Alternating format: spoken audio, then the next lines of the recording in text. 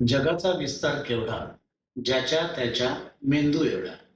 या दोन ओळींचा सार जर तुम्ही लक्षात घेतला, तर इथं मेंदू म्हणजे अर्थातच तुमचं ज्ञान आणि तुमचं विजडम.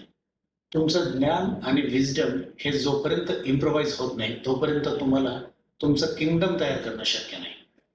तर आजच्या या व्हिडिओचा आपला विषय आहे की जो कोणी आपल्या क्षेत्रामध्ये ॲस्पिरंट विद्यार्थी आहे आणि त्याला जर मार्केटिंगमध्ये पदार्पण करायचं आहे, ॲज अ मेडिकल रिप्रेझेंटेटिव्ह म्हणून त्याला आपलं करिअरची स्टार्ट करायची, तर अशा वेळी अगदी प्रायमरी फर्स्ट स्टेप त्याची काय असायला हवी, त्याने कुठल्या गोष्टींची काळजी ही त्याच्या पहिल्या लढ्यामध्येच घेतली पाहिजे, या विषयावर आज मी बोलण्याचा आणि थोडं जे काही मी माझं आकलन केले ते सांगण्याचा मी इथं प्रयत्न करत आहे. मित्रांनो, ॲज अ मेडिकल रिप्रेझेंटेटिव्ह ज्यावेळेस तुम्ही तयारी करता, सर्वात आधी तुम्ही तुमचा बायोडाटा तयार करणं गरजेचं आहे. बायोडाटामध्ये आजकाल तर AI वरनं वगैरे तुम्ही इझिली चांगला बायोडाटा निर्माण करू शकता. तर हा तुमचा रिझ्यूम जो आहे, सर्वात आधी तुमचा सोर्स जो आहे, जिथनं तुम्हाला तुमची वॅकन्सी कळणार आहे, अशा ठिकाणं तुमचे म्हणजे एक तर रिटेलर, तुमच्या ओळखीचा MR किंवा होलसेलर. तर होलसेलर हा स्टॉकिस्ट जो आहे, हा तुमचा सर्वात मोठा सोर्स असणार आहे. तर प्रयत्न करायचा की आपण या स्टॉकिस्टपर्यंत कसं पोहोचू आणि आपला रिझ्यूम तिथं जाऊन जमा करायचा आहे. आणि आजकाल बरेच असे व्हॉट्सअप ग्रुप्स आहेत, ज्यामध्ये तुम्ही त्यांच्या भेटीनंतर तुम्ही ॲड होऊ शकता, त्यांच्या ग्रुपमध्ये जॉईन करू शकता आणि तुम्हाला तुमची वॅकन्सी हे तुमच्यापर्यंत पोहोचू शकते. ठीक आहे. हे करत असताना ज्यावेळेस तुम्ही आता बायोडाटा तयार केला, तुम्ही तुमचा रिझ्यूम तुमच्या सदरील स्टॉकिस्टकडं, रिटेलर्सकडं नेऊन दिल्या, आता या दरम्यानच्या काळात तुम्ही फर्स्ट स्टेप तुमची काय असायला पाहिजे, यावर आजचा हा व्हिडिओ आहे.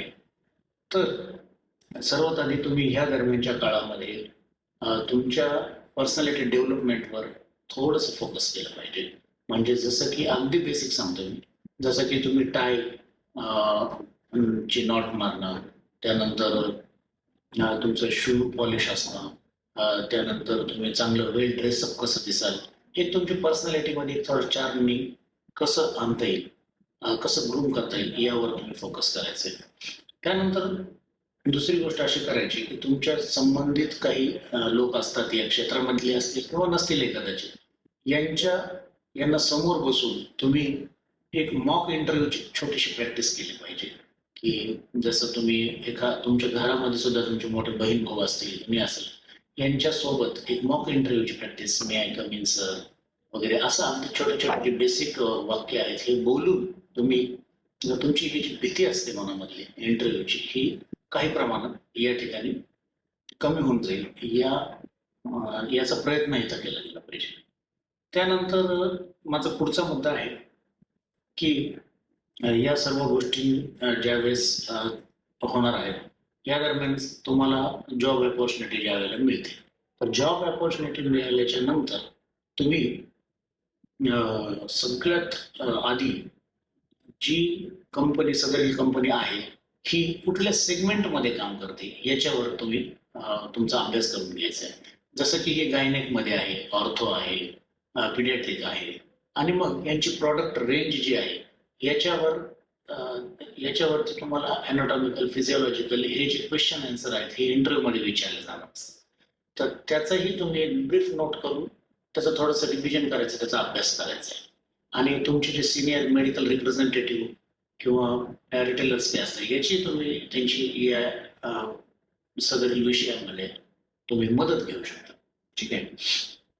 त्यानंतरचा विषय आहे की तुम्हाला सर्वे, जो की आज आपला मुख्य पॉइंट असणार आहे. तर इथं सर्वे काय करायचा, तर सर्वे मित्रांनो आपल्याला हा करायचा आहे की आपल्या जे काही सेगमेंटमध्ये आपण काम करणार आहोत, पिडियाट्रिक असो, गायनिक असो, ऑर्थो असो, याची काउंटर कुठले कुठले आहेत याची लिस्ट तुम्हाला सगळ्यात आधी फर्स्ट ऑफ ऑल मिळवायची. आणि ती मिळवत असताना शक्यतो तुम्ही स्वतः फील्डला उतरायचे आणि रिटेलर्सकडे जाऊन तुमच्या कॉम्पिटिटिव्हचे जे काही टॉप 5 ब्रँड्स आहेत, यांचा सर्वे घ्यायचा की हे ब्रँड्स तुमच्याकडे किती चालतात. ह्या गोष्टी ऍक्च्युली ह्या ॲडव्हान्समध्ये तुम्ही करताय. पण या गोष्टी ॲडव्हान्समध्ये केल्यानंतर तुम्हाला याचा कसा फायदा होणार आहे हे मी पुढे सांगतो साहेब. तर सगळ्यात आधी तुम्हाला सांगतो की तुम्ही असा सर्वे करताना तुमचे रिटेलर्स सोबतचे, होलसेलर सोबतचे एक इंटरॅक्शन तयार होतं. एक त्यांच्या मनामध्ये तुमच्या बाबतची एक विशेष प्रतिमा तयार व्हायला लागते की हा मुलगा झटतोय, करतोय. आणि तुमचं प्रेफरिंग पॉईंट जे ते वाढतात. म्हणजे कुठं जर अपॉर्च्युनिटी आली तर सगळ्यात आधी तुम्ही त्यांना रजिस्टर्ड झालेले असतात तुम्ही त्यांच्या माइंडमध्ये. त्यानंतर बघा, सगळ्यात महत्वाचा मुद्दा येतो की ज्या वेळेला तुम्ही हा सगळं सर्वे कराल त्यावेळेला तुम्ही तुमचे जे काही एरिया मॅनेजर आहेत यांचं ऑलमोस्ट तुम्ही 50% वर्क डन केलेलं असतं इन्स्टॉलेशनच्या आधीच. त्यामुळं होतं काय की यांची आणि तुमच्यामध्ये पण एक वेगळ्या लेवलचे रिलेशनशिप तयार होती. आणि ह्या रिलेशनशिपचं बेनिफिट तुम्हाला लॉंग टर्म मध्ये असं होतं. सगळ्यात पहिलं बेनिफिट मी सांगितलं की रिटेलर्स सोबत, होलसेलर सोबत तुमचे रिलेशन बिल्ड होतात. दुसरा मोठा मुद्दा आहे की तुमचे पॉईंट्स वाढतात.